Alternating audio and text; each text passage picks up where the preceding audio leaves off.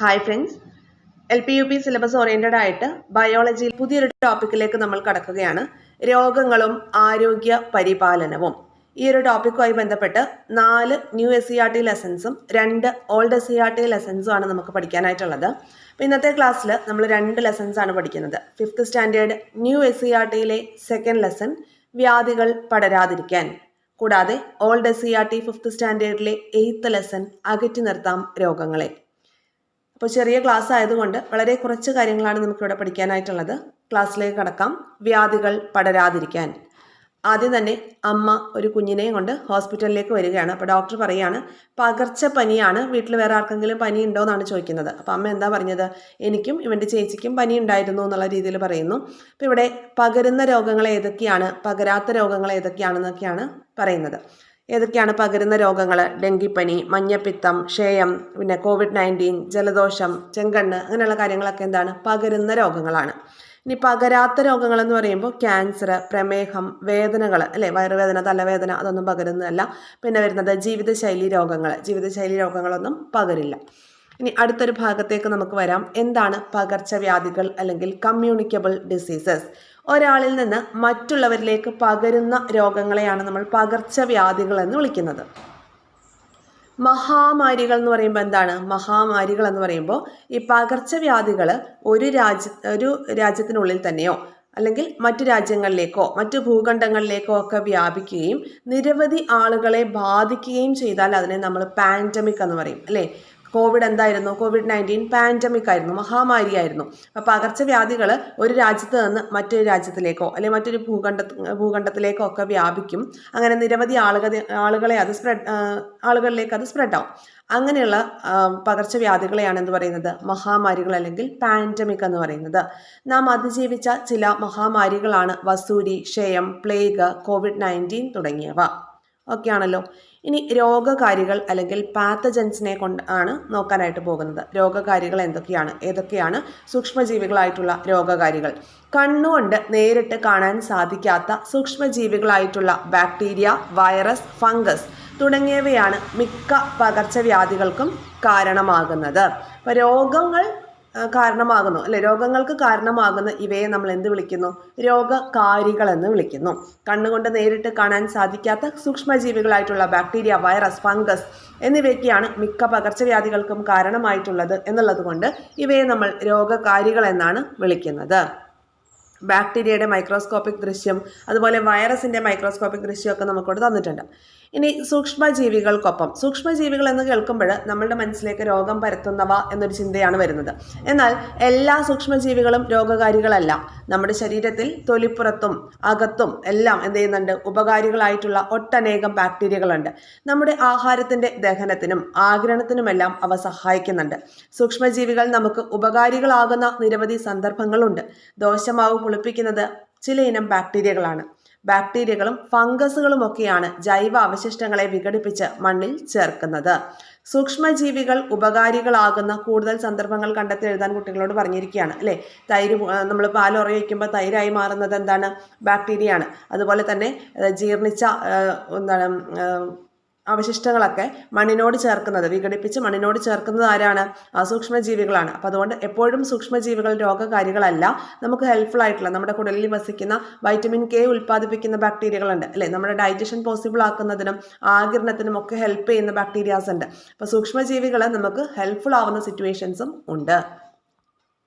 ഇനി ഫംഗസുകളുടെ ലോകം. ഇവിടെ നമുക്ക് പരിചിതമായിട്ടുള്ള റൊട്ടിപ്പൂപ്പൽ, വസ്ത്രങ്ങളെ ബാധിക്കുന്ന കരിമ്പൻ. അപ്പോൾ റൊട്ടിയിലെ പൂപ്പൽ, അതുപോലെ കരിമ്പൻ, ഇതൊക്കെ എന്താണ്? ഫംഗസ് ആണ്. കൂടാതെ തന്നെ മറ്റ് ഫംഗസുകളുടെ പേരുകളോട് തന്നിട്ടുണ്ട്. എന്തൊക്കെയാണ്? കാൻഡിഡ ഒരു ഫംഗസ് ആണ്. ക്രിപ്റ്റോകോക്കസ് ഫംഗസ് ആണ്. ഹിസ്റ്റോപ്ലാസ്മ ഫംഗസ് ആണ്. അപ്പോൾ താഴെ തന്നിരിക്കുന്നതിൽ ഫംഗസ് അല്ലാത്തത് ഏത് ചോദിക്കാം. കാൻഡിഡ, ക്രിപ്റ്റോകോക്കസ്, ഹിസ്റ്റോപ്ലാസ്മ, കരിമ്പൻ, ഇതെല്ലാം എന്താണ്? ഫംഗസുകളാണ്. കൂട്ടത്തിലൊരു ബാക്ടീരിയയുടെ പേര് തരാം. അല്ലെങ്കിൽ ഒരു വൈറസിൻ്റെ പേര് തരാം, എന്നിട്ട് ഇതിൽ കൂട്ടത്തിൽ പെടാത്തത് ഏത് എന്നൊക്കെ ചോദിക്കാം. അപ്പോൾ കാൻഡിഡ, ക്രിപ്റ്റോകോക്കസ്, ഹിസ്റ്റോപ്ലാസ്മ, കരിമ്പൻ എന്നിവയെല്ലാം എന്താണ്? ഫംഗസ് ആണ് എന്നുള്ളത് ഓർത്ത് വെച്ചേക്കുക. നാം ഭക്ഷണമാക്കുന്ന കൂൺ മുതൽ കണ്ണുകൾ കൊണ്ട് കാണാൻ സാധിക്കാത്ത വരെ ഐറ്റംസ് എന്തിൽ വരുന്നുണ്ട്? ഫംഗസിൽ വരുന്നുണ്ട്. ഇനി രോഗങ്ങൾ പകരുന്ന വഴി നോക്കിയ, ഒരു കുട്ടി തുമ്മുന്നു, അതുപോലെ ഭക്ഷണം തുറന്നു വെച്ചിരിക്കുന്ന ഭക്ഷണത്തിൽ ഈച്ച വന്നിരിക്കുകയാണ് അല്ലേ. അപ്പോൾ അതൊക്കെയാണ് ഇവിടെ കാണിച്ചിരിക്കുന്നത്. ചുമയ്ക്കുമ്പോഴും തുമ്മുമ്പോഴും നമ്മൾ എന്ത് ചെയ്യണം? മൂക്കും വായും തൂവാല കൊണ്ട് മറയ്ക്കണം. കാരണം എന്താണ്? നമ്മൾ ചുമക്കുകയും തുമ്മുകയും ചെയ്യുമ്പോൾ നമ്മുടെ ശരീരദ്രവം എന്ത് ചെയ്യുന്നുണ്ട്? ഈ വായുവിലേക്ക് കലരുന്നുണ്ട്. അത് മറ്റൊരാൾക്ക് രോഗം ഉണ്ടാക്കാനുള്ള സാഹചര്യം ഉണ്ടാക്കും അല്ലേ. പിന്നെ ഭക്ഷണ സാധനങ്ങൾ അടച്ചു വയ്ക്കുന്നതിന് വേണ്ടിയിട്ടാണ്. ഈച്ച പോലുള്ള വെക്ടേഴ്സ് വന്നിരുന്നിട്ട് നമുക്ക് അസുഖങ്ങൾ പിടിപെടാനുള്ള സാധ്യത ഒഴിവാക്കാൻ വേണ്ടിയിട്ടാണ്. ഇനി സൂക്ഷ്മജീവികൾ ശരീരത്തിൽ പ്രവേശിക്കുന്ന വിധവും രോഗങ്ങളും എന്ന് പറഞ്ഞൊരു ഫ്ലോ ചാർട്ട് തന്നിട്ടുണ്ട്. നോക്കിയേ, രോഗാണുവാഹകരിൽ നിന്നല്ലാതെ മണ്ണിലൂടെ പ്രവേശിക്കാം അല്ലേ. മണ്ണിലൂടെ വരാം, വായുവിലൂടെ വരാം. മണ്ണിലൂടെ വരുമ്പോഴാണ് നമുക്ക് വിരശല്യം, ടെറ്റനസിനൊക്കെ കാരണമാകുന്നത്. അതുപോലെ ജലവും ഭക്ഷണവും വഴിയാണ് ടൈഫോയിഡിന് കാരണമാകുന്നത്. വായുവിലൂടെയാണെങ്കിൽ ക്ഷയത്തിന് കാരണമാകുന്നുണ്ട്. രോഗാണുവാഹകരിൽ നിന്ന് എന്താണ്? കൊതുകിൽ നിന്ന് ഡെങ്കിപ്പനി വരാം. മനുഷ്യരിൽ നിന്ന് മനുഷ്യരിലേക്ക് എന്ത് വരാം? കുഷ്ഠം പകരാം. പക്ഷികൾ മുഖാന്തരം, മൃഗങ്ങൾ മുഖാന്തരം ഒക്കെ നമുക്ക് എന്ത് ചെയ്യാം? രോഗങ്ങൾ പിടിപെടാം. ഇനി രോഗാണുവാഹകർ, അവരെയാണ് എന്ത് പറയുന്നത്? വെക്ടേഴ്സ് എന്ന് പറയുന്നത്. രോഗകാരികളായിട്ടുള്ള സൂക്ഷ്മജീവികളെ നമ്മുടെ ശരീരത്തിലേക്ക് എത്തിക്കുന്ന ജീവികളെയാണ് വെക്ടേഴ്സ് അല്ലെങ്കിൽ രോഗാണുവാഹകർ എന്ന് പറയുന്നത്. ഈച്ച, എലിച്ചെല്ല്, കൊതുക്, വവ്വാല് തുടങ്ങി ധാരാളം ജീവികൾ രോഗാണുവാഹകരിൽ പെടുന്നുണ്ട്. ക്ലിയർ ആയല്ലോ. അപ്പോൾ രോഗാണുവാഹകർ എന്ന് പറഞ്ഞാൽ എന്താണ്? സൂക്ഷ്മജീവികളായിട്ടുള്ള രോഗകാരികളെ നമ്മുടെ ശരീരത്തിലേക്ക് എത്തിക്കുന്ന ജീവികളെയാണ് വെക്ടേഴ്സ് അല്ലെങ്കിൽ രോഗാണുവാഹകർ എന്ന് പറയുന്നത്. ഈച്ച, എലിച്ചെല്ല്, കൊതുക്, വവ്വാൽ തുടങ്ങി ധാരാളം എന്തുണ്ട്? രോഗാണുവാഹകരുണ്ട്. പരിസരം മലിനമാകുമ്പോൾ എന്താണ്? രോഗാണുവാഹകർ പെരുകുന്ന സാഹചര്യങ്ങൾ ഉണ്ടാവുന്നുണ്ട്. ഇവിടെ കൊതുക് പെരുകുന്ന ഒരു സാഹചര്യം നമുക്ക് തന്നിരിക്കുകയാണ്. ഉപേക്ഷിച്ച പ്ലാസ്റ്റിക് കവറുകൾ, കുപ്പികൾ, ചെടിച്ചട്ടികൾ, ചിരട്ടകൾ, കെട്ടിക്കിടക്കുന്ന ജലം, അതിലെല്ലാം എന്ത് ചെയ്യുന്നുണ്ട്? കൊതുക് മുട്ടയിടുന്നുണ്ട്. അപ്പോൾ കൊതുക് മുട്ടയിട്ട് അത് ഫുൾ ഗ്രോത്ത് ആയിട്ട് ഒരു കൊതുകായിട്ട് മാറാൻ വേണ്ടിയിട്ട് 8 ദിവസം എടുക്കും അല്ലേ. അപ്പോൾ ആ ഒരു 8 ദിവസത്തിനുള്ളിൽ ആഴ്ചയിൽ ഒരിക്കൽ നമ്മൾ എന്ത് ചെയ്യണം? ഡ്രൈ ഡേ ആചരിക്കണം എന്ന് പറയാറുണ്ട്. Dry day. അപ്പോൾ ഡ്രൈ ഡേ നമ്മൾ ആചരിക്കുമ്പോൾ കൊതുകിൻ്റെ എണ്ണം കുറയാനായിട്ടുള്ളൊരു ചാൻസാണ് അവിടെ കൂടുന്നത്. ഓക്കെ. പിന്നെ എലികളുടെ കാര്യം പറയുന്നുണ്ട്. ഇതെല്ലാം രോഗം പരത്താനുള്ള സാധ്യതകൾ ഏറും. ഇനി കൊതുകിനെ നിയന്ത്രിക്കാം. അപ്പോൾ കൊതുകിനെ നിയന്ത്രിക്കാൻ ഏറ്റവും ഇമ്പോർട്ടൻ്റ് ആയിട്ട് നമ്മൾ ചെയ്യേണ്ട ഒരു കാര്യം തന്നെയാണ് എന്ത്? ഡ്രൈ ഡേ ആചരിക്കുക എന്നുള്ളത്. ഓക്കെ. വെള്ളം കെട്ടിക്കിടക്കുന്ന ഒഴിവാക്കൽ, പാർപ്പിടങ്ങളിൽ ചുറ്റുമുള്ള പുല്ലും പാഴ്ചെടികളും നീക്കൽ, ഓടകൾ ശുചീകരിക്കൽ എന്നിവ കൊതുക് പെരുകുന്നത് തടയാനുള്ള ചില മാർഗങ്ങളാണ്. പിന്നെ അതുപോലെ കണ്ടോ, കൊതുകിൻ്റെ ബാറ്റ് കണ്ടിട്ടുണ്ടല്ലോ, നല്ലൊരു സാധനമാണ് അല്ലേ. പിന്നെ മോസ്കിറ്റോ കില്ലറായിട്ടുള്ള ലിക്വിഡുകൾ, കൊതുക് തിരികൾ, പക്ഷേ ഇതൊക്കെ നമ്മുടെ ആരോഗ്യത്തിന് കുറച്ച് പ്രശ്നമാണ്. പിന്നെ ഈ കൊതുകിൻ്റെ ഈ ഒരു ബാറ്റാണെങ്കിൽ എന്താണ്? കൊതുക് അങ്ങനെ നശിച്ചു പോവാണ്. അതിനെ ഞാൻ സപ്പോർട്ട് ചെയ്യുന്നു കേട്ടോ. ഇനി അടുത്തത്, രോഗം പകരാതിരിക്കാൻ പരിസര ശുചിത്വം മാത്രം ഉറപ്പാക്കിയാൽ മതിയോ? നോക്കിക്കേ, ഇവിടെ രോഗങ്ങൾ എങ്ങനെയൊക്കെ വരാം? ആഹാരത്തിലൂടെയും ജലത്തിലൂടെയും പകരുന്ന രോഗങ്ങളുണ്ട്. അപ്പോൾ അങ്ങനെ രോഗങ്ങൾ ആഹാരത്തിലൂടെയും ജലത്തിലൂടെയും വരാതിരിക്കാൻ വേണ്ടിയിട്ട് നമ്മൾ എന്തൊക്കെ ശ്രദ്ധിക്കണം? പഴങ്ങളും പച്ചക്കറികളും കഴുകി ഉപയോഗിക്കുക, ഭക്ഷണ സാധനങ്ങൾ അടച്ചു സൂക്ഷിക്കുക, തിളപ്പിച്ചാറിയ വെള്ളം കുടിക്കുക. വായുവിലൂടെയും സമ്പർക്കത്തിലൂടെയും പകരുന്ന രോഗങ്ങൾ വരാതിരിക്കാനായിട്ട് രോഗിയുമായിട്ടുള്ള സമ്പർക്കം ഒഴിവാക്കുക, രോഗിയുടെ തുവാല, വസ്ത്രങ്ങൾ മുതലായവ ഉപയോഗിക്കാതിരിക്കുക. കൊറോണ സമയത്തൊക്കെ നമ്മൾ അങ്ങനെ ചെയ്തിട്ടില്ലേ. പിന്നെ മാസ്ക് ഉപയോഗിക്കുക, വ്യക്തി ശുചിത്വം പാലിക്കുക. ഇവിടെ തൂവാല വിപ്ലവം. എന്താണ് തൂവാല വിപ്ലവം എന്ന് പറയുന്നത്? ഒരു കറണ്ട് അഫെയർ ഫാക്റ്റാണ് ഈ തൂവാല വിപ്ലവം എന്ന് പറയുന്നത് കേട്ടോ. എന്ന് വെച്ചാൽ ഇപ്പോൾ രോഗിയുമായിട്ട് സമ്പർക്കത്തിൽ വരുന്ന അസുഖങ്ങളൊക്കെ കുറയ്ക്കാൻ വേണ്ടിയിട്ട് നമ്മൾ തുമ്മുമ്പോഴും ചുമയ്ക്കുമ്പോഴും ഒക്കെ എന്ത് ചെയ്യുക? തൂവാല യൂസ് ചെയ്യുക. അതാണ് തൂവാല വിപ്ലവം എന്ന് ഉദ്ദേശിച്ചേക്കുന്നത്. ഇനി മണ്ണിലൂടെയും മലിനജലത്തിലൂടെയും പകരുന്ന രോഗങ്ങൾ അത് കുറയ്ക്കാൻ വേണ്ടിയിട്ട് നമുക്ക് എന്ത് ചെയ്യാം? ചെരുപ്പ് ഉപയോഗിക്കാം.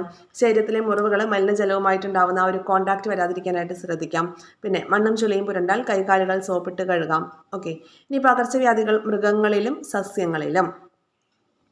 ഇവിടെ പറയുന്ന കാര്യം എന്താണ്? പകർച്ചവ്യാധികൾ ബാധിച്ച സസ്യങ്ങൾ. ഇത് ഇമ്പോർട്ടൻ്റ് ആണ്, വളരെ ഇമ്പോർട്ടൻ്റ് ആണ്, നോട്ട് ചെയ്ത് വെച്ചേക്കണം. നെല്ലിലെ തവിട്ട് ഇലപ്പുള്ളി. നെല്ലിനെ ബാധിക്കുന്ന രോഗമാണ് എന്ത്? തവിട്ട് ഇലപ്പുള്ളി. പയറിനെ ബാധിക്കുന്നതാണ് മൊസൈക്ക് രോഗം. തെങ്ങിലെ കൂമ്പ് ചെയ്യൽ. ഇത് രണ്ടും നമുക്കറിയാമായിരിക്കും. ഈ നെല്ലിലെ തവിട്ട് ഇലപ്പുള്ളി എന്നുള്ളത് ഒന്ന് പ്രത്യേകം നോട്ട് ചെയ്ത് വെച്ചേക്കാം. അതുപോലെ എന്താണ്? ജന്തുക്കളെ ബാധിക്കുന്ന രോഗങ്ങളുണ്ട് അല്ലേ. ആന്ത്രാക്സ് പോലെയുള്ള രോഗങ്ങളൊക്കെ ഉണ്ട്. ഇനി ശുചിത്വ ശീലങ്ങൾ എന്ന് പറഞ്ഞുകൂടെ കൊടുത്തിട്ടുണ്ട്. കുറേ ശീലങ്ങൾ തന്നിട്ട് അതിൽ നല്ല ശീലങ്ങൾ ഏതാണ്ട് ടിക്കിടാനുള്ള ആക്ടിവിറ്റിയാണ്. അതൊന്നും നമുക്ക് ആവശ്യമില്ല. ഇനി രോഗപ്രതിരോധ ശേഷി. ഈ ഭാഗം ഇമ്പോർട്ടൻ്റ് ആണ്. നോക്കാം. രോഗാണുക്കൾ ശരീരത്തിൽ പ്രവേശിച്ചാൽ അവയെ നിയന്ത്രിക്കാനും ചെറുത്തു നിൽക്കാനുമുള്ള കഴിവ് സ്വാഭാവികമായി നമ്മുടെ ശരീരത്തിനുണ്ട്. ഇതിന് സ്വാഭാവിക രോഗപ്രതിരോധ ശേഷി അല്ലെങ്കിൽ നേച്ചുറൽ ഇമ്മ്യൂണിറ്റി എന്നാണ് പറയുന്നത്. ഈ കഴിവ് എല്ലാ വ്യക്തികൾക്കും ഒരുപോലെ ആകണമെന്നില്ല. അപ്പോൾ നമ്മളുടെ ബോഡിയിൽ ഓൾറെഡി ഒരു നാച്ചുറൽ ഇമ്മ്യൂണിറ്റി നമ്മൾക്കുണ്ട്. അങ്ങനെ ഇമ്മ്യൂണിറ്റി എന്ന് പറയുന്നത് ഒരു വ്യക്തിയിൽ നിന്ന് മറ്റൊരു വ്യക്തിയിലേക്ക് നോക്കുമ്പോൾ അവിടെ ഡിഫറൻസ് ഉണ്ടായിരിക്കും അല്ലേ. അപ്പോൾ ഇമ്മ്യൂണിറ്റി കുറഞ്ഞ ആളുകൾക്ക് എന്ത് ചെയ്യും, പെട്ടെന്ന് രോഗങ്ങളൊക്കെ പിടിപെടും അല്ലേ. പ്രിമച്വർ ബേബീസിനൊക്കെ പൊതുവേ എന്തായിരിക്കും, ഇമ്മ്യൂണിറ്റി കുറവായിരിക്കും. പോളിയോ, ഹെപ്പറ്റൈറ്റിസ് ബി തുടങ്ങിയ ചില പകർച്ചവ്യാധികൾക്കെതിരെ സ്വാഭാവികമായിട്ടുള്ള പ്രതിരോധ ശേഷി ഉണ്ടാക്കാൻ ശരീരത്തിന് സാധിക്കില്ല. പോളിയോ, ഹെപ്പറ്റൈറ്റിസ് ബി പോലെയുള്ള പകർച്ചവ്യാധികൾക്ക് എതിരെ നമ്മുടെ ബോഡിയിൽ എന്തുണ്ടാവില്ല, ഇമ്മ്യൂണിറ്റി ഉണ്ടാക്കാനായിട്ട് നമ്മുടെ ശരീരത്തിന് സാധിക്കില്ല. അപ്പോൾ അത്തരം കേസുകളിൽ അങ്ങനത്തെ രോഗങ്ങൾ വരാതിരിക്കാൻ വേണ്ടിയിട്ട് നമ്മൾ എന്ത് ചെയ്യുന്നുണ്ട്, വാക്സിനേഷൻ എടുക്കുന്നുണ്ട്, പ്രതിരോധ കുത്തിവയ്പ്പുകൾ എടുക്കുന്നുണ്ട്. അപ്പോൾ ഇതുവഴി രോഗപ്രതിരോധ ശേഷി നമുക്ക് ആർജിച്ചെടുക്കാനായിട്ട് സാധിക്കും. അപ്പോൾ ഇങ്ങനെ നമ്മുടെ വാക്സിനേഷൻ വഴി നമ്മുടെ ബോഡി ആർജിച്ചെടുക്കുന്ന ഇമ്മ്യൂണിറ്റിയാണ് ആർജിത പ്രതിരോധ ശേഷി അല്ലെങ്കിൽ അക്വയർഡ് ഇമ്മ്യൂണിറ്റി എന്ന് പറയുന്നത്. മനുഷ്യന്റെ നിലനിൽപ്പിന് തന്നെ ഭീഷണിയായിട്ടുള്ള വസൂരി, പ്ലേഗ്, പോളിയോ പോലുള്ള പല മഹാമാരികളെയും നമ്മൾ അതിജീവിച്ചത് പ്രതിരോധ കുത്തിവയ്പ്പുകളിലൂടെയാണ്. അപ്പോൾ എന്താണ്, നമ്മുടെ ബോഡിക്ക് ഒരു നാച്ചുറൽ ഇമ്മ്യൂണിറ്റി ഉണ്ട്, എന്നാൽ ചില പകർച്ചവ്യാധികളെ ഒന്നും അതിജീവിക്കാൻ നമ്മുടെ ബോഡിക്ക് സാധിക്കില്ല. ആ ഒരു സമയത്ത് നമുക്ക് വാക്സിനേഷനാണ് മാർഗമായിട്ടുള്ളത്. അപ്പോൾ അങ്ങനെ രോഗപ്രതിരോധ ശേഷി നമുക്ക് ആർജിച്ചെടുക്കാനായിട്ട് സാധിക്കും ഈ വാക്സിനേഷൻ വഴി. അപ്പോൾ അതിനെ എന്ത് പറയും, ആർജിത രോഗപ്രതിരോധ ശേഷി എന്ന് പറയും. അപ്പോൾ അക്വേർഡ് ഇമ്മ്യൂണിറ്റിയിലൂടെ നമ്മൾ എന്താണ് അതിജീവിച്ച കുറേ അസുഖങ്ങളാണ് പ്ലേഗ്, പോളിയോ, വസൂരി അങ്ങനെയുള്ള കാര്യങ്ങളൊക്കെ. ഓക്കെ, ഇനി ഇവിടെ വാക്സിനേഷനുമായി ബന്ധപ്പെട്ടിട്ട് നമുക്ക് കുറച്ച് കാര്യങ്ങൾ ഈ ചാർട്ട് പോലെ തന്നിട്ടുണ്ട്. ആദ്യം നമുക്ക് അതിൻ്റെ ഫുൾ ഫോം ഒക്കെ ഒന്ന് നോക്കാം. BCG എന്ന് പറഞ്ഞാൽ എന്താണ്, ബാസിലസ് കാർമെറ്റ് ഗ്വറിൻ എന്നാണ്. ഓക്കെ, ബാസിലസ് കാർമെറ്റ് ഗ്വറിൻ എന്നാണ്. OPV ഓറൽ പോളിയോ വാക്സിനാണ്. ഹെപ്പ ബി എന്താണ്, ഹെപ്പറ്റൈറ്റിസ് ബി ആണ്. പിന്നെ FIPV എന്താണ്, പോളിയോ വാക്സിൻ ഫ്രാക്ഷണൽ ഡോസാണ്. പോളിയോ വാക്സിൻ ഫ്രാക്ഷണൽ ഡോസാണ് FIPV. ഇനി RVV എന്ന് പറയുമ്പോൾ എന്താണ്, റോട്ടാ വൈറസ് വാക്സിനാണ്. റോട്ടാ വൈറസ് വാക്സിനാണ് RVV. ഓക്കെ, ഇനി ഇവിടെ നമുക്ക് ഒരു കുഞ്ഞുണ്ടായതിന് ശേഷം അവന് 14 ആഴ്ച ആവുന്ന വരെ എടുക്കേണ്ട വാക്സിൻസ് ആണ് ഈ തന്നിരിക്കുന്നത്. അപ്പോൾ ജനന സമയത്ത് എടുക്കുന്ന പ്രത്യേകം ഒന്ന് നോട്ട് ചെയ്ത് വെച്ചേക്കാം. OPV oral polio vaccine, BCG hepatitis B വാക്സിനാണ് ജനന സമയത്ത് എടുക്കേണ്ടത്. ഒരു കുഞ്ഞ് ജനിച്ചാൽ ഉടനെ എടുക്കേണ്ട വാക്സിൻസ് ഏതൊക്കെയാണ്? BCG ആണോന്നല്ലേ, ബാസിലസ് കാൽമെറ്റ് ഗ്വറിൻ, പിന്നെ ഹെപ്പറ്റൈറ്റിസ് ബിയുടെ, പിന്നെ ഓറൽ പോളിയോ വാക്സിനും എടുക്കും. പിന്നെ അടുത്തത് ആ കുഞ്ഞിന് 6 ആഴ്ച ആകുമ്പോൾ ഏതാണ്, OPV 1, RVV 1, pentavalent 1, FIPV 1, PCV 1. Okay, ഇതിൽ ഏറ്റവും ഇമ്പോർട്ടൻ്റ് ഈ ജനന സമയത്ത് എടുക്കുന്ന കാര്യങ്ങളാണ് കേട്ടോ. പിന്നെ അടുത്തത് ആ കുഞ്ഞിന് 10 ആഴ്ച ആകുമ്പോൾ OPV 2ഉം RVV 2ഉം പെൻറ്റാവാലൻ്റ് ഡോസ് 2 ആണ് കൊടുക്കുന്നത്. പിന്നെ ആ കുട്ടിക്ക് 14 ആഴ്ച ആകുമ്പോഴേക്കും OPV 3, RVV 3, pentavalent 3, FIPV 2, PCV 2 ഇത്രയും വാക്സിൻസ് ആയിരിക്കും കൊടുക്കുക. പിന്നീട് അങ്ങോട്ട് ആ കുഞ്ഞിന് ഒരു 9 മാസം മുതൽ 16 വയസ്സ് വരെ ആകുമ്പോൾ കൊടുക്കേണ്ട ഡോസുകളാണ് ഇവിടെ കൊടുത്തിരിക്കുന്നത്. അപ്പോൾ PCV എന്താണ്, PCV pneumococcal conjugate vaccine. Pneumococcal conjugate vaccine ആണ് PCV. MR എന്താണ്, മീസിൽസ് റുബല്ല വാക്സിൻ ആണ്. DPT ഇമ്പോർട്ടൻ്റ് ആണ്, ഒന്ന് നോട്ട് ചെയ്ത് വെച്ചേക്കാം. Diphtheria pertussis tetanus vaccine. DPT vaccine എന്ന് പറഞ്ഞാൽ എന്താണ്, ഡിഫ്തീരിയ പെർട്ടൂസിസ് ടെറ്റനസ്. ഇനി TD വാക്സിൻ എന്ന് പറയുമ്പോൾ ടെറ്റനസ് ഡിഫ്തീരിയ വാക്സിൻ. ഓക്കെ, ഇനി നമുക്ക് നോക്കാം. ഇവിടെ 9 മാസമായ കുഞ്ഞിന് കൊടുക്കേണ്ട വാക്സിൻസ് ആണ് MR1, PCV booster, vitamin A, FIPV 3. ഇനി അടുത്തത് 16 to 24 മാസം എന്ന് പറയുമ്പോൾ 2 വയസ്സ് വരെയുള്ള കുഞ്ഞിന് കൊടുക്കേണ്ടതാണ് MR2, OPV booster, DPT booster, vitamin എയുടെ സെക്കൻഡ് ഡോസ്. ഇനി അടുത്തത് 5 മുതൽ 6 വയസ്സ് വരെയുള്ള കുഞ്ഞിന് DPT ബൂസ്റ്റർ 2 ആണ്. അതുപോലെ 10ാം വയസ്സിൽ എന്താണ്, TD1 ആണ്. TD എന്ന് പറയുമ്പോൾ ടെറ്റനസ് ഡിഫ്തീരിയ വാക്സിൻ്റെ ഫസ്റ്റ് ഡോസ്. പിന്നെ 16 വയസ്സിൽ ടെറ്റനസ് ഡിഫ്തീരിയ ആ ഒരു വാക്സിൻ്റെ സെക്കൻഡ് ഡോസുമാണ് കൊടുക്കേണ്ടത്. ഓക്കെ, അപ്പോൾ ഈ ഒരു ചാർട്ട് നിങ്ങൾ ഇമ്പോർട്ടൻ്റ് ആയിട്ട് പഠിച്ചു വെച്ചേക്കാം കേട്ടോ. ഈ 10ാം വയസ്സിൽ, 16ാം വയസ്സിൽ, പിന്നെ അതുപോലെ ഡിഫ്തീരിയ എന്താണെന്നുള്ളത് പഠിക്കുക. പിന്നെ ഇവിടെ ജനിച്ച ഉടനെ ആ കുഞ്ഞിന് ഏറ്റവും ഇമ്പോർട്ടൻ്റ് ആയിട്ട് നിങ്ങൾ നോട്ട് ചെയ്ത് വെക്കേണ്ടത് ഈ ഒരു സംഭവമാണ്. ജനിച്ച ഉടനെ ഒരു കുഞ്ഞിന് കൊടുക്കേണ്ട കാര്യങ്ങൾ ഏതൊക്കെയാണ്? OPV, BCG, hepatitis B. ഇതിൽ ഓരോന്നിൻ്റെയും ഫുൾ ഫോം കൂടി നോട്ട് ചെയ്ത് വെച്ചേക്കാം. OPV ഓറൽ പോളിയോ വാക്സിനാണ്. BCG ബാസിലസ് കാൽമെറ്റ് ഗ്വറിൻ ആണ്. ബാക്കിയുള്ള കാര്യങ്ങൾ നമുക്കറിയാലോ. FIPV എന്ന് പറയുമ്പോൾ ഫ്രാക്ഷണൽ ഡോസ് ആണ്. RVV റോട്ടാ വൈറസ് വാക്സിനാണ്. പിന്നെ TD എന്ന് പറയുമ്പോൾ എന്താണ്, TD എന്ന് പറയുമ്പോൾ ടെറ്റനസ് ഡിഫ്തീരിയ. DPTയിൽ വരുന്നത് എന്തൊക്കെയാണ്? DPTയിൽ വരുന്നത് ടെറ്റനസും വരുന്നുണ്ട്, ഡിഫ്തീരിയയും വരുന്നുണ്ട്. കൂടാതെ അവിടുത്തെ P പെർട്ടൂസിസ് ആണെന്നുള്ളത് ഓർത്ത് വെച്ചേക്കാം. പോളിയോ അല്ല, പെർട്ടൂസിസ് ആണ്. ഡിഫ്തീരിയ, പെർട്ടൂസിസ്, ടെറ്റനസ് വാക്സിൻ ആണ്. ഓക്കെ അല്ലേ? അപ്പോൾ നിങ്ങളാണ് നമുക്ക് ഈ ഒരു ചാപ്റ്ററിൽ പഠിക്കാനായിട്ടുള്ളത്. വ്യാധികൾ പടരാതിരിക്കാൻ ഈ ഒരു ചാപ്റ്ററിൽ ഇവിടെ വരെയാണ്. ഇനി നമുക്ക് ഓൾഡ് SCERTയിൽ അകറ്റി നിർത്താം രോഗങ്ങളെ എന്നൊരു ചാപ്റ്റർ ഉണ്ട്. അതൊന്ന് നോക്കിയിട്ട് വരാം. ഇനി നമുക്ക് നോക്കാനായിട്ടുള്ളത് സ്റ്റാൻഡേർഡ് 5ലെ 8th ലെസൺ ഓൾഡ് SCERTയിൽ അകറ്റി നിർത്താം രോഗങ്ങളെ. ഇത് സ്റ്റാൻഡേർഡ് 5ലെ ലെസണാണ് അകറ്റി നിർത്താം രോഗങ്ങളെ എന്നുള്ളത് കേട്ടോ. ഇതേ പേരിൽ തന്നെ നമുക്ക് ഓൾഡ് SCERTയിൽ സ്റ്റാൻഡേർഡ് 10ലും ഒരു ലെസൺ ഉണ്ട് കേട്ടോ. അകറ്റി നിർത്താം രോഗങ്ങളെ തന്നെയാണ് പേര്. ഇത് സ്റ്റാൻഡേർഡ് 5 ആണ്, പ്രത്യേകം നോട്ട് ചെയ്യുക. ഓക്കെ, അപ്പോൾ നമുക്ക് നോക്കാം ഈ ഒരു ചാപ്റ്ററിൽ ഏതൊക്കെ കാര്യങ്ങളാണ് പഠിക്കാനുള്ളതെന്ന്. അപ്പോൾ ആദ്യം തന്നെ വേദനകളെക്കുറിച്ച് പറയുന്നുണ്ട്. ഇതിൽ പകരുന്ന രോഗങ്ങൾ ഏതാണ്, പകരാത്ത രോഗങ്ങൾ ഏതാണെന്നൊക്കെയാണ് ചോദിക്കുന്നത്. ഇനി സൂക്ഷ്മകാരികളെക്കുറിച്ച് തന്നിട്ടുണ്ട്. സൂക്ഷ്മകാരികളായിട്ടുള്ള ബാക്ടീരിയ, വൈറസ്, ഫംഗസ് സ്ട്രക്ചേഴ്സാണ് തന്നിരിക്കുന്നത്. അപ്പോൾ മൈക്രോ ഓർഗാനിസംസ് എന്താണ്? വൈറസ്, ഫംഗസ്, ബാക്ടീരിയ തുടങ്ങിയ സൂക്ഷ്മജീവികളിൽ ചിലതിൻ്റെ പ്രവർത്തനങ്ങളാണ് പല രോഗങ്ങൾക്കും കാരണമാകുന്നത്. ഇവ രോഗമുള്ള ഒരാളിൽ നിന്ന് മറ്റൊരാളിലേക്ക് എത്തുമ്പോഴാണ് നമുക്ക് രോഗം പകരുന്നത്. സൂക്ഷ്മജീവികളായിട്ടുള്ള virus, fungus, bacteria, virus, fungus, bacteria അതാണ് സൂക്ഷ്മജീവികളിൽ പറയുന്നത്. അപ്പോൾ അതിൻ്റെ പ്രവർത്തനം കാരണമാണ് നമുക്ക് പല രോഗങ്ങളും ഉണ്ടാവുന്നത്. അപ്പോൾ അത് രോഗമുള്ള ഒരാളിൽ നിന്ന് രോഗമില്ലാത്ത ഒരാളിലേക്ക് എത്തുമ്പോൾ രോഗമില്ലാത്ത ആൾക്കും എന്തുണ്ടാകും? രോഗം ഉണ്ടാവും അല്ലേ? ഇനി തുറന്നു വെച്ചിരിക്കുന്ന ആഹാര പദാർത്ഥങ്ങളിൽ ഈച്ച പോലുള്ള വെക്ടേഴ്സൊക്കെ വന്നിരിക്കുന്ന ചിത്രമാണ് തന്നിരിക്കുന്നത്. ഇനി നോക്കിയേ, നമുക്ക് രോഗങ്ങൾ പകരാനുള്ള സാഹചര്യങ്ങൾ എന്ന് പറയുമ്പോൾ എന്തൊക്കെയാണ്? വെള്ളത്തിലൂടെ പകരാം, ഭക്ഷണത്തിലൂടെ പകരാം, വായുവിലൂടെ പകരാം, വെക്ടേഴ്സ് ജീവികൾ വഴിയായിട്ട് നമുക്ക് പകരാം. അപ്പോൾ ഒരാളിൽ നിന്ന് മറ്റുള്ളവരിലേക്ക് പകരുന്ന രോഗങ്ങളെയാണ് പകർച്ചവ്യാധികൾ എന്ന് പറയുന്നത്. ജലദോഷം, ചെങ്കണ്ണ്, കോളറ, ടൈഫോയിഡ്, ചിക്കൻ ഗുനിയ, ഡെങ്കിപ്പനി, മന്ത്, മഞ്ഞപ്പിത്തം, എലിപ്പനി, പിന്നെന്താണ് നമ്മുടെ COVID-19, ക്ഷയം, ഇതെല്ലാം എന്താണ്? പകരുന്ന രോഗങ്ങളാണ് അല്ലേ? അപ്പോൾ നമ്മുടെ നാട്ടിൽ കണ്ടുവരുന്ന പകർച്ചവ്യാധികളാണ് ഇവിടെ തന്നിരിക്കുന്നത്. നമുക്കിവിടെ ഒരു ബോക്സ് തന്നിട്ടുണ്ട്. ഓരോ രോഗങ്ങളും പകരുന്ന രീതികൾ എങ്ങനെയാണ്, അപ്പോൾ അതുവഴി പരക്കുന്ന രോഗങ്ങൾ ഏതൊക്കെയാണ്, വായുവിലൂടെ പകരുന്ന രോഗങ്ങൾ ഏതൊക്കെയാണെന്നാണ് കേട്ടോ. ജലദോഷം, ചിക്കൻ പോക്സ്, മീസിൽസ്, ക്ഷയം ഇതൊക്കെ എന്താണ്? വായുവിലൂടെ പകരുന്ന രോഗങ്ങളാണ്. പിന്നെ വെള്ളം, ആഹാരം എന്നിവയിലൂടെ മലിനമായ ജലത്തിലൂടെ ഒക്കെയാണ് എന്ത് ചെയ്യുന്നത്? നമ്മുടെ ടൈഫോയിഡ്, എലിപ്പനി അങ്ങനെയുള്ള അസുഖങ്ങളൊക്കെ വരുന്നത് അല്ലേ? കോളറ, മഞ്ഞപ്പിത്തം ഇതൊക്കെ മലിനമായിട്ടുള്ള വെള്ളം, ആഹാരം എന്നിവയിലൂടെ പകരുന്ന രോഗങ്ങളാണ്. ഈച്ച മുഖേനയാണെങ്കിലോ കോളറ, വയറിളക്കം, കോളറയും വയറിളക്കവും ഒക്കെ ഈച്ച മുഖേന പകരുന്ന രോഗങ്ങളാണ്. ഇപ്പോൾ കൊതുക് മുഖേന പകരുന്നതാണ് മന്ത്, മലമ്പനി, ഡെങ്കിപ്പനി, ചിക്കൻ ഗുനിയ എന്നിവ. സമ്പർക്കം മുഖേനയാണെങ്കിൽ ചെങ്കണ്ണ്, കുഷ്ഠം, ജലദോഷം എന്നിവയുള്ള കാര്യങ്ങളൊക്കെ നമുക്ക് പകരും അല്ലേ? ഇനി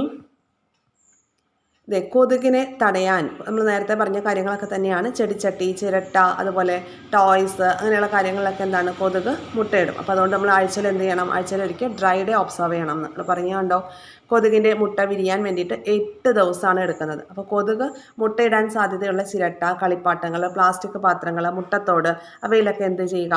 വെള്ളം കെട്ടി നിൽക്കാതെ നമ്മൾ എന്ത് ചെയ്യണം? ഡ്രൈ ഡേ ആഴ്ചയിൽ ഒരിക്കൽ ഇതൊക്കെ എന്ത് ചെയ്യുക? ഡ്രൈ ആക്കുക. ഓക്കെ, അപ്പോൾ നമുക്ക് കൊതുകിനെ ഒരു പരിധി വരെ എന്ത് ചെയ്യാൻ പറ്റും? തടയാനായിട്ട് സാധിക്കും. പിന്നെ കൊതുക് വല, പുകയിടൽ, മോസ്കിറ്റോ ബാറ്റ് ഇവയൊക്കെ നമുക്ക് കൊതുകിനെ തുരത്താനായിട്ട് യൂസ് ചെയ്യാം. രോഗം പകരാതിരിക്കാൻ വേണ്ടി എന്തൊക്കെ കാര്യങ്ങൾ ചെയ്യാനായിട്ട് സാധിക്കും? നോക്കൂ, എന്തൊക്കെ ചെയ്യാനായിട്ട് സാധിക്കും? നഖമൊക്കെ കൃത്യസമയത്ത് വെട്ടുക, അതുപോലെ ഭക്ഷണ പദാർത്ഥങ്ങൾ തുറന്നു വെക്കാതിരിക്കുക, കിണർ, അതുപോലെ ടോയ്ലറ്റ് കണ്ടോ അടുത്തടുത്താണ് സ്ഥിതി ചെയ്യുന്നത് അല്ലേ? അപ്പോൾ അതുവഴി നമുക്ക് അസുഖങ്ങൾ വരാനുള്ള സാധ്യതയുണ്ട്. പിന്നെ അതുപോലെ തുമ്മുമ്പോഴും ചുമയ്ക്കുമ്പോഴും ഒക്കെ എന്ത് ചെയ്യുക? ടവൽ യൂസ് ചെയ്യുക. ഇനി രോഗം പകരുന്ന രീതികൾ, കൊതുക് മുഖേന മലിനജലം കെട്ടിക്കിടക്കുന്ന സാഹചര്യങ്ങൾ ഇല്ലാതാക്കിയാൽ കൊതുക് മുഖേന പകരുന്ന രോഗങ്ങളൊക്കെ നമുക്ക് ഇല്ലാതാക്കാനായിട്ട് സാധിക്കും. ഈച്ച മുഖേനയാണെങ്കിൽ വീടും പരിസരവും ശുചിയായിട്ട് സൂക്ഷിക്കുക, ഭക്ഷണം അടച്ച് സൂക്ഷിക്കുക. പിന്നെ ആഹാരം, അതുപോലെ ജലം, മലിനമായിട്ടുള്ള ആഹാരം അല്ലെങ്കിൽ ജലത്തിലൂടെ പകരുന്ന രോഗങ്ങൾ ഒഴിവാക്കാനായിട്ട് നമുക്ക് തിളപ്പിച്ചാറിയ വെള്ളം കുടിക്കാം, പഴകിയ ആഹാരങ്ങൾ ഒഴിവാക്കാം. പിന്നെ അതുപോലെ തന്നെ ഭക്ഷണമൊക്കെ മൂടി സൂക്ഷിക്കാം അല്ലേ? സമ്പർക്കം വഴിയുള്ള രോഗങ്ങളാണെങ്കിൽ രോഗബാധിതരുമായി മറ്റുള്ളവരധികം സഹവസിക്കാതിരിക്കുക, മാസ്ക് ഉപയോഗിക്കുക. വായിലൂടെ പകരുന്ന രോഗങ്ങളാണെങ്കിൽ നമുക്ക് മാസ്ക് ഒക്കെ ഒരു പരിധി വരെ ഉപയോഗിക്കാവുന്നതാണ്. ഇനി അടുത്തത് സൂക്ഷ്മജീവികൾ ഇല്ലെങ്കിൽ എന്ന് പറഞ്ഞ് തന്നിട്ടുണ്ട്. സൂക്ഷ്മജീവികൾ ഇല്ലെങ്കിൽ എന്ത് സംഭവിക്കും?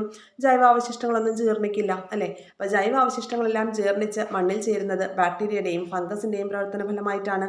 ഇത് ഭൂമുഖത്തെ ശുചിയാക്കുന്നതോടൊപ്പം സസ്യങ്ങൾക്ക് വേണ്ട പോഷകങ്ങളും നൽകുന്നുണ്ട്. രോഗാണുക്കളെ കൊണ്ടുള്ള മറ്റു പ്രയോജനങ്ങൾ എന്തൊക്കെയാണ്? പാല് തൈരാകുന്നുണ്ട്, അരിമാവ് പുളിപ്പിക്കാൻ നമുക്ക് യൂസ് ചെയ്യാം, അന്തരീക്ഷ നൈട്രജനെ സസ്യങ്ങൾക്ക് ഉപയോഗിക്കുന്ന രീതിയിൽ ലവണങ്ങളാക്കി മണ്ണിൽ ചേർക്കാനും ആർക്ക് പറ്റും? സൂക്ഷ്മജീവികൾക്ക് പറ്റുന്നുണ്ട്. വിസർജ്യങ്ങളെ വിഘടിപ്പിച്ച് മണ്ണിൽ ചേർക്കാനായിട്ട് പറ്റുന്നുണ്ട്. പാലുൽപ്പന്നങ്ങൾ, വിനാഗിരി, ചണം, പുകയില, തുകൽ തുടങ്ങിയവയുടെ വ്യവസായങ്ങളിൽ ഉപയോഗിക്കുന്നുണ്ട്. ചികിത്സാ രംഗത്ത് പ്രയോജനപ്പെടുത്തുന്നുണ്ട്. ഇനി ഏറ്റവും ഇമ്പോർട്ടൻ്റ് ആയിട്ടും PSC ചോദിച്ചിട്ടുള്ളതുമായ സൂപ്പർ ബഗിനെ കുറിച്ച് നോക്കാം. കപ്പലുകളിൽ നിന്നുണ്ടാകുന്ന എണ്ണച്ചോർച്ച മൂലം കടൽ മലിനമാകുന്നത് തടയാനായി എണ്ണ ഭക്ഷിക്കുന്ന സൂപ്പർ ബഗ് എന്ന ബാക്ടീരിയകളെ ഉപയോഗിക്കുന്നുണ്ട്. ആനന്ദ് മോഹൻ ചക്രവർത്തി എന്ന ഇന്ത്യൻ വംശജനായ ശാസ്ത്രജ്ഞനാണ് ജനിതക എഞ്ചിനീയറിംഗിലൂടെ സൂപ്പർ ബഗ് എന്ന ബാക്ടീരിയയെ വികസിപ്പിച്ചെടുത്തത്. ഇമ്പോർട്ടൻ്റ് ആണ്, PSC ചോദിച്ചിട്ടുള്ളതാണ്. സൂപ്പർ ബഗ് കൊണ്ടുവന്നത് ആരാണ്? ആനന്ദ് മോഹൻ ചക്രവർത്തിയാണ്. എന്തിനു വേണ്ടിയിട്ടായി സൂപ്പർ ബഗ് എന്ന ബാക്ടീരിയ?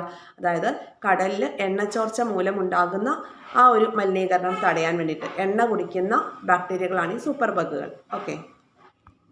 ഒട്ടേറെ രോഗങ്ങളെ ചെറുക്കാനുള്ള കഴിവ് സ്വാഭാവികമായി നമ്മുടെ ശരീരത്തിന് ഉണ്ട്. ഇമ്മ്യൂണിറ്റി ഉണ്ട് നമ്മുടെ ശരീരത്തിന്, അല്ലേ? അപ്പോൾ ഈ കഴിവ് എല്ലാ വ്യക്തികൾക്കും ഒരുപോലെയല്ല. ഒരേ ചുറ്റുപാടിൽ ജീവിക്കുന്ന എല്ലാവർക്കും ഒരേപോലെ രോഗങ്ങൾ ബാധിക്കാത്തത് അതുകൊണ്ടാണ്. രോഗാണുക്കളെ ചെറുക്കാൻ നമ്മുടെ ശരീരം പരാജയപ്പെടുമ്പോഴാണ് നമ്മൾ രോഗത്തിന് കീഴ്പ്പെടുന്നത്. അപ്പോൾ കൃത്രിമ രോഗപ്രതിരോധ ശേഷി എന്ന് പറഞ്ഞ് ഇവിടെ തന്നിട്ടുണ്ട്. എന്തായിരിക്കും അവിടെ ഉദ്ദേശിക്കുന്നത്? വാക്സിനേഷനെ കുറിച്ചാണ്. അപ്പോൾ പ്രതിരോധ കുത്തിവെപ്പുകൾ അല്ലെങ്കിൽ വാക്സിനേഷനെ കുറിച്ച് നോക്കാം. രോഗങ്ങളെ പ്രതിരോധിക്കാൻ ശരീരത്തിന് കൃത്രിമമായി കഴിവ് നേടിക്കൊടുക്കുന്ന രീതി ഇന്ന് സർവ്വസാധാരണമായി ആണ്. ഇതിനായിട്ട് പ്രതിരോധ കുത്തിവെപ്പുകൾ ഉപയോഗിച്ചു വരുന്നു. വിവിധ രോഗസാധ്യതകൾ ഒഴിവാക്കാൻ ആരോഗ്യവകുപ്പ് നടത്തി വരുന്ന പ്രതിരോധ കുത്തിവെപ്പുകളുടെ പട്ടിക ആശുപത്രികളിൽ ലഭ്യമാണ്. വാക്സിൻ്റെ കാര്യമൊക്കെയാണല്ലോ നമ്മൾ ആദ്യം പഠിച്ച ചാപ്റ്ററിൽ പറഞ്ഞത്, അല്ലേ? ജനന സമയത്ത് ഒരു കുട്ടിക്ക് എടുക്കേണ്ട വാക്സിനുകൾ ഏതൊക്കെ? ഒന്ന് കമൻറ്റ് ചെയ്യാമോ ഏതൊക്കെയാണെന്നുള്ളത്? ഓക്കെ. അപ്പോൾ പിന്നെ ഈ ഒരു വാക്സിന് റിലേറ്റഡ് ആയിട്ട് കുറച്ചുകൂടെ കൂടുതൽ കാര്യങ്ങൾ നമ്മൾ ഹയർ ക്ലാസ്സിൽ പഠിക്കും കേട്ടോ. അപ്പോൾ ഈ ഒരു ചാപ്റ്ററിൽ ഇത്രയാണ് PSC ഓറിയൻറ്റഡ് ആയിട്ട് നമ്മൾ പഠിക്കാനായിട്ടുള്ളത്. ക്ലിയർ അല്ലേ? അപ്പോൾ ഇത്രയും കാര്യങ്ങൾ കൂടി ഈ ഒരു 2 ചാപ്റ്ററിലായിട്ട് നമ്മൾ പഠിച്ചു. ഏറ്റവും ബേസിക് ആയിട്ട് നമ്മൾ രോഗങ്ങളും അതുപോലെ ആരോഗ്യ പരിപാലനം എന്ന ഏരിയയിൽ പഠിക്കേണ്ട 2 ലെസണുകളാണ് ഇന്ന് പഠിച്ചത് കേട്ടോ.